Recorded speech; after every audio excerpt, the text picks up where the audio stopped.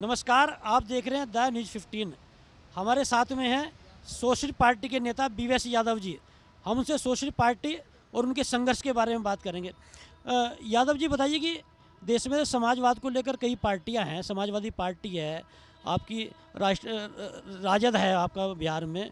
तो socialist party की क्या जरूरत पड़ेगी देश में कि आपने लोगों ने सोशलिस्ट पार्टी बनाई? देखिए, लोहिया के जाने के बाद जो उनके साथी थे उन लोगों ने संघर्ष किया और अपनी अपनी मतलब जो जैसे बनाते रहे। जनता पार्टी का टाइम आया, फिर जनता दल का आया, लेकिन वो सब लोग परिवारवादी हो गए। परिवारवाद तो सोशलिस्ट का मतलब नहीं। परिवारवाद में तो अपने अपने बच्चे आगे कर दिए। उसने अपने लालू यादव ने अपने बच्चे को आगे कर दिया, मुलायम सिंह ने अपने बच्चे को आगे कर दिया। तो समाजवाद कहाँ रह गया? सोशलिस्ट तो रहे नहीं वो लोग। अब वो उड़ीसा में जो पार्टी है उसमें बीजू पटनायक ने अपने लड़के को आगे कर दिया है, आपके देवगौड़ा ने अपने परिवार को आगे करा। तो आप कहीं भी झांकेंगे सब जगह वही हाल है। नाम जो है समाजवादी है, सोशलिस्ट हैं, लेकिन है कुछ भी नहीं।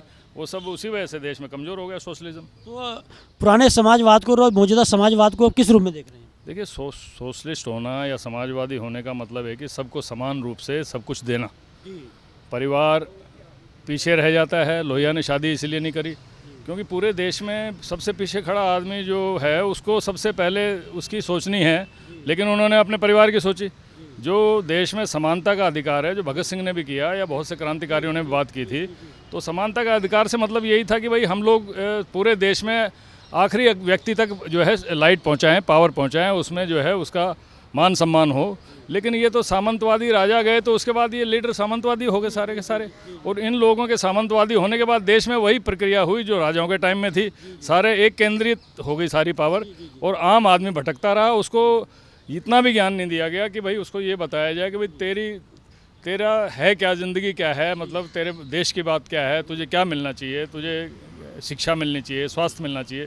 आज भी 70 साल बाद भी देश में लोग भटकते हैं। स्वास्थ्य के लिए भटकते हैं। कोरोना में क्या हाल हुआ, शिक्षा के लिए भटकते हैं। यूथ जो है पेपर देती है और ये पेपर आउट करके ड्रामा कर देते हैं और नौकरियां दे नहीं रहे। और गंगा में लाशें बहती रही। कोरोना में ऑक्सीजन नहीं मिली, बेड नहीं मिले, डॉक्टर नहीं मिले। तो जो आदमी वीआईपी है, जो आदमी नेता है, जो आदमी वो किस तरह से चलता है आपने देखा। मोदी ने अभी बात की कि भाई अखिलेश यादव की लाल टोपी लाल लाइट जो है सत्ता में आना चाहते हैं ये लोग। एक बात कह रहा हूँ मैं, लेकिन मोदी खुद ये देखे कि वो उसने 8,000 करोड़ का एरोप्लेन खरीदा और अपना दफ्तर नया बनवाने के लिए 20,000 करोड़ खर्च रहा है। और जो है किस तरह से संविधान की शपथ खा के कोई प्रधानमंत्री एक धर्म के लिए करता है, वोट के लिए, क्योंकि संख्या में बहुत हिंदू। अभी आप जातिवाद की और परिवारवाद की बात कर रहे थे। उत्तर प्रदेश में और बिहार में तो आप जिस समाज से बिलोंग करते हैं उसी समाज पे आरोप लगता है कि इस रूप में आप किस रूप में देखते हैं आप? नहीं, देखिए, समाज विभक्त हुआ पड़ा है। आज से नहीं विभक्त हुआ पड़ा। जब से ये 2000-4000 सालों से जब से इन्होंने ब्राह्मणवाद जब से फैला, उसके बाद नीचे के लोगों को बनाया, कुछ शूद्र बना दिए, कुछ ओबीसी बना दिए और आपके क्षत्रिय बना दिए, बनिया बना दिए। तो ये आज से नहीं बटा हुआ। इसको अंग्रेज़ों ने अपने टाइम में बहुत ठीक किया। अंग्रेज़ों ने कई कुरीतियाँ ख़त्म करी हैं, बहुत कुछ। अम्बेडकर का उत्थान हुआ उस टाइम। तो क्या आप अंग्रेज शासन को अच्छा मानते हैं क्या? नहीं, अंग्रेज शासन को मैं, देखिए, कोई भी देश नहीं मानेगा। अगर स्वतंत्रता देश में नहीं है तो फिर वो अच्छा कैसे हो गया?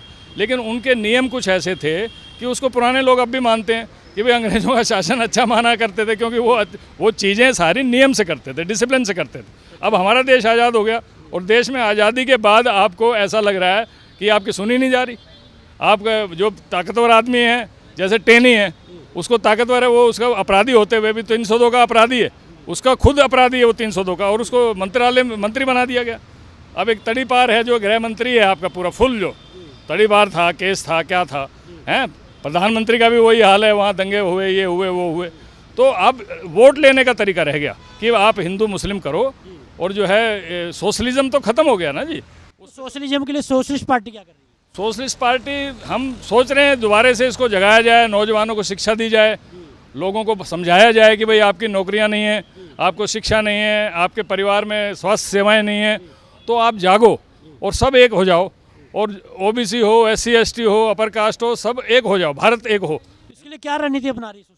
रणनीति हम यही है कि भाई छोटे छोटे ग्रुप में अपने जो है जाएंगे और सब गांव-गांव में घूमेंगे और ये बात करेंगे और फिर आप जैसे जो पत्रकार हैं, जो सच्चे पत्रकार हैं, उनके थ्रू ये लाइट फेंकेंगे कि भाई हम इस तरह से लोगों को समझा रहे हैं, क्योंकि नौकरियां नहीं हैं तो जवान जागेंगे और परिवार भी जागेंगे, क्योंकि महंगाई बढ़ गई है। कोई तेल की बात करता है कि 200 रुपये लीटर हो गया, कोई पेट्रोल की बात करता है, कोई डीजल की बात करता है। किसान अभी अभी 1 साल तक पूरा आंदोलन करते रहे और उसके बाद अपनी हिम्मत से उन्होंने जो है वो तीनों कानून बंद करवाए।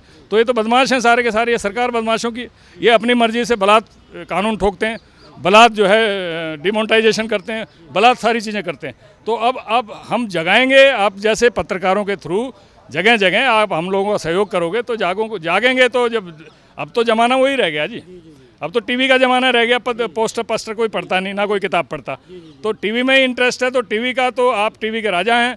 तो आप लोग, क्योंकि वो तो गोदी मीडिया तो वो तो सारे के सारे वो उसके मुकेश अंबानी के हैं सारे टीवी, उसको तो आप छोड़ ही दिए। जिसे मुख्य मीडिया कहते हो आप, मैं मुख्य मीडिया उन्हें नहीं कहता, लेकिन ये माध्यम यही है, आपका माध्यम है जो आगे जागृति फैलाएगा।